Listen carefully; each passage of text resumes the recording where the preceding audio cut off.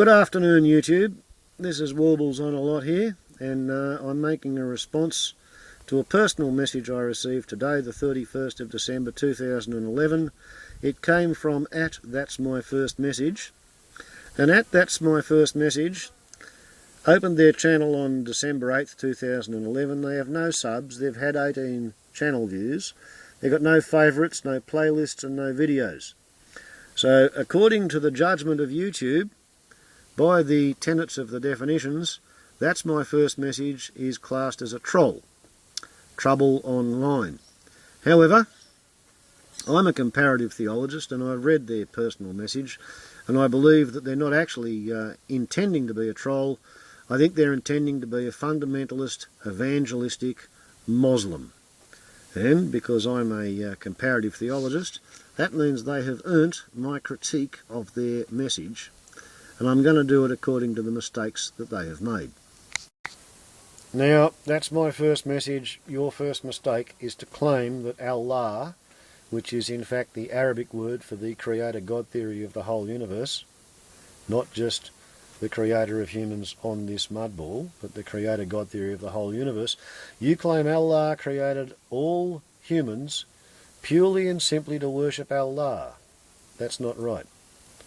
My understanding as a comparative theologist is that the creator God theory of the universe has created all life within the whole universe so that it's capable of evolving to the point where it becomes sentient and sapient, such that all life is capable of evolving to the point where it chooses freely to become selfless, where it chooses to dedicate its own life force energies to the furtherance of the Creator's plan for life in the universe. So, pretty please, try not to sell the God theory short due to your own low horizons, infantile viewpoint, whatever it is. Stop attempting to project your God theory onto everybody else.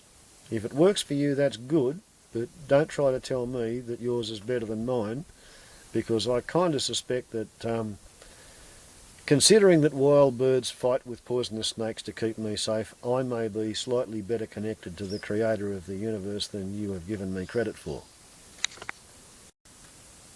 Now, that's my first message. Your next grave mistake is to claim that because Noah and Abraham and Moses and Jesus and Jacob have all said that they worship the creator God theory of the universe, and because your prophet says the creator's name is Allah, that therefore Noah was a Muslim, Abraham was a Muslim, Moses was a Muslim, Jesus was a Muslim, and Jacob was a Muslim.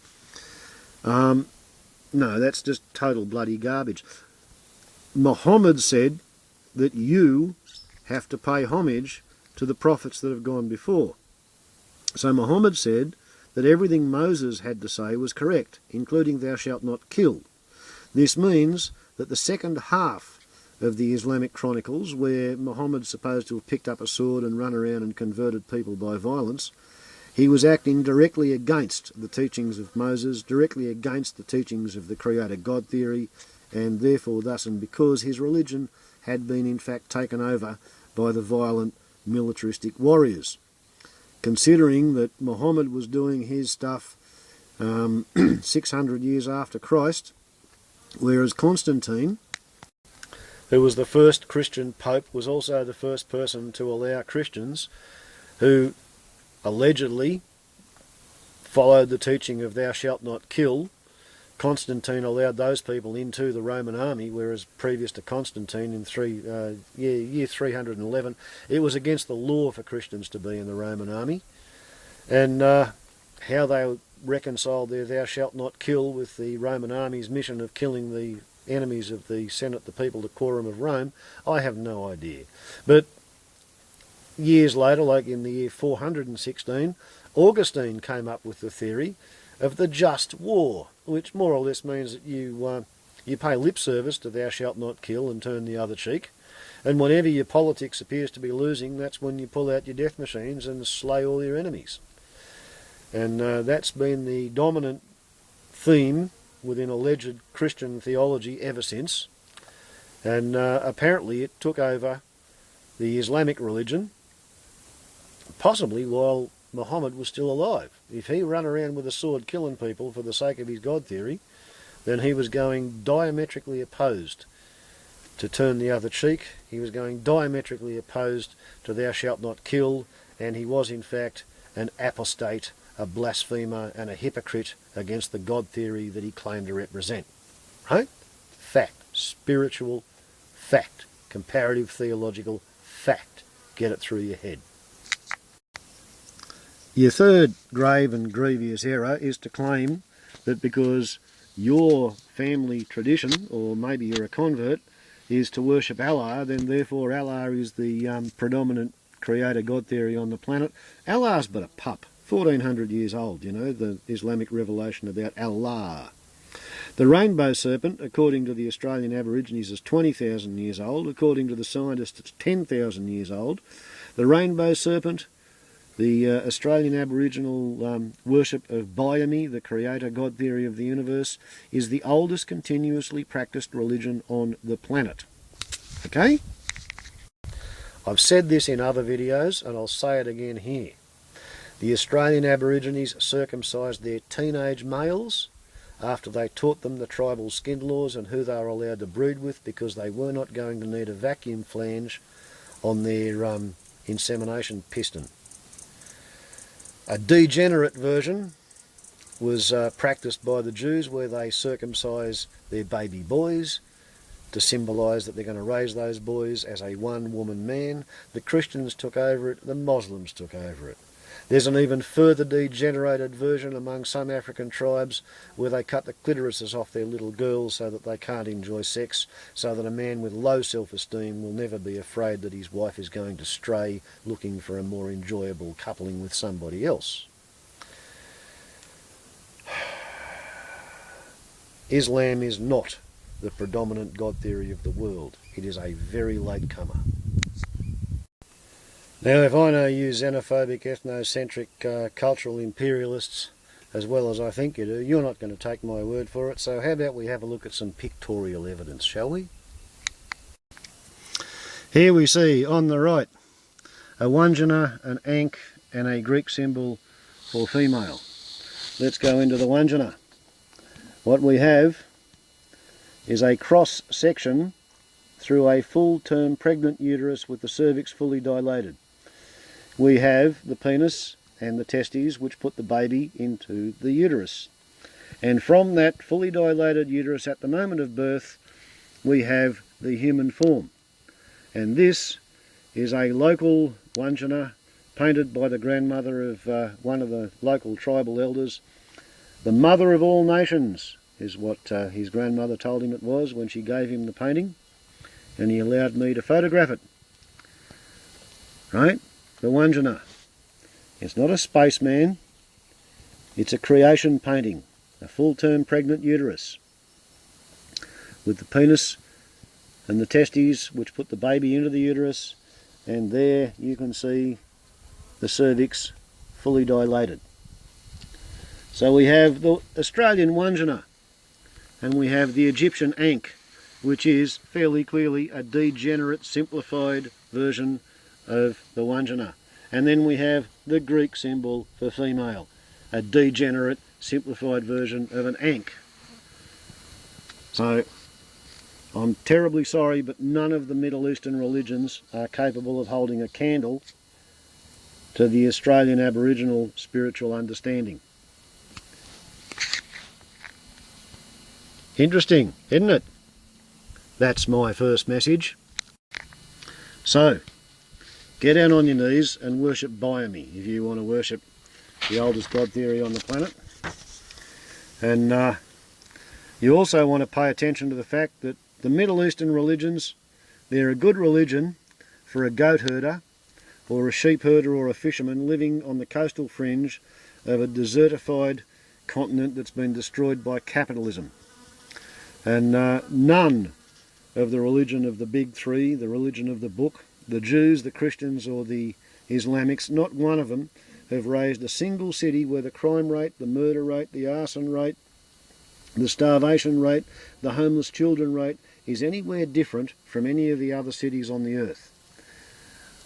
You want me to follow a try-hard religion that has never functioned anywhere any better than any other religion, and I'm not interested in that, mate.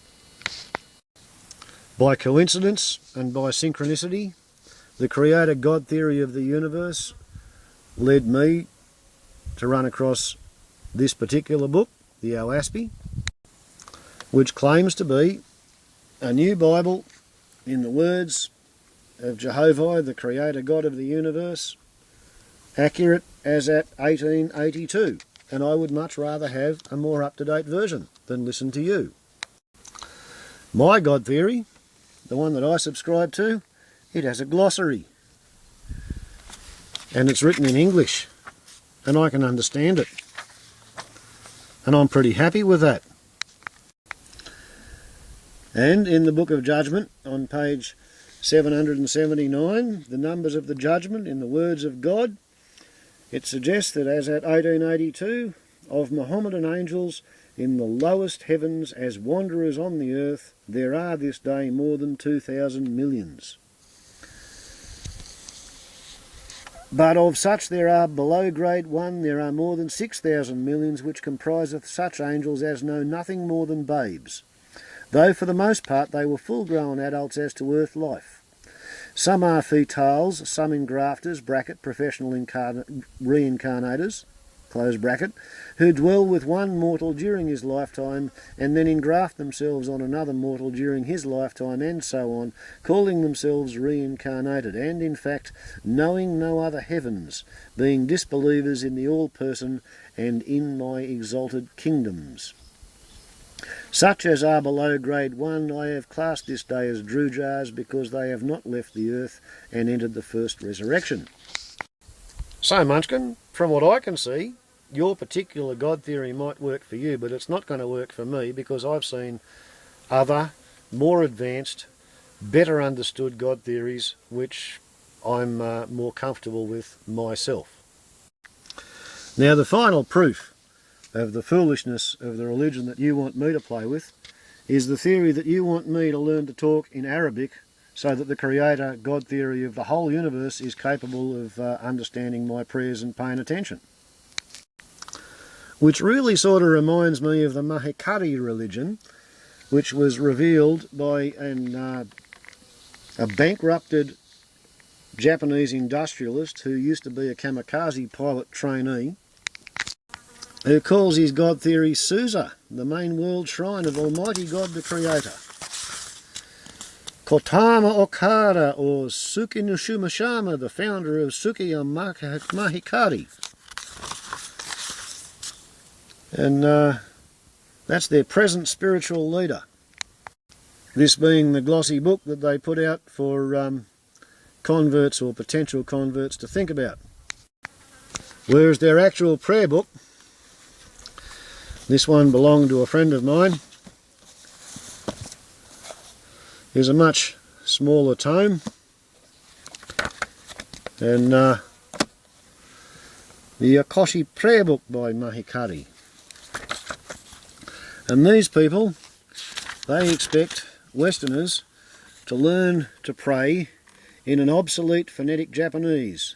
So you've got the meaning of the prayer on one side, and you've got the Japanese, and on the other side you've got what you're supposed to say.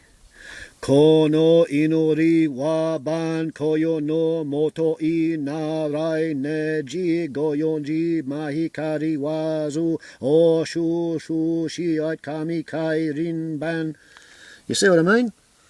They reckon that that's the only way the Creator God theory of the universe is going to pay attention to them. They also like to think that they can radiate the light of God out of their right hands. And last time one of them tried it in a rubber boat with me on a river, a platypus didn't like the radiations going into the water, and it came up and tried to sink the boat. So there's more to life and more to heaven and earth than is dreamed of in your little theology, Horatio. At least that's what Shakespeare said. So I think that's my first message. You better go and pull your head in and rethink things. From what I can see, you're not remotely as advanced as you would like to pretend that you are. You're not in a position to teach. Back off. Other than that, ciao.